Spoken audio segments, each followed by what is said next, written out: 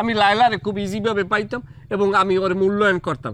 এখন বুঝতে আছি যে আল্লাহ আমার কি লেগে ওই জায়গায় দেয় নাই। তোর জায়গায় না থার চাইতে মরিয়ে যাওয়া ভালো। এই আদিলে, জি মানে ওই জমিটা, কি কি কি আর আমি ওই জমিটা নিতে চাই, টাকাটা পে করব।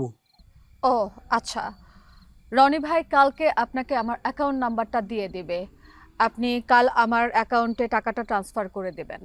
আর শুনেন ভাই, আমি একটা ডিসিশন নিয়েছি।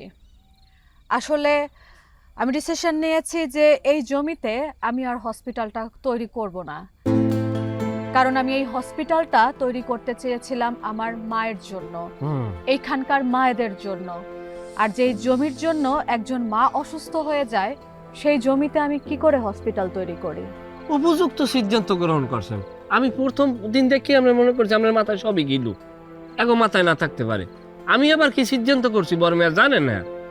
তো জানেন না, লায়লার নামে যে বাড়িটি আমি করছি না, ওই বাড়িটি আমি হাসপাতালের নামে দিয়ে দিতে আছি। ওই জায়গায় লায়লার নামে হসপিটাল হবে। আর যেহেতু তার আম্মার কথা কইছে, আবেদা আবেদা লায়লা হসপিটাল শেষ, ওটা জমি করিয়ে দিছি। আর কোনো গান নাই তো। আগের কালে সম্রাটরা তো প্রেমিকের লাগে তাজমহল বানাইছে, আমি প্রেমিকের জন্য হাসপাতাল। তুই চাইতে কোনো লাভ নাই, তুই এমন না তো পারবি না। আও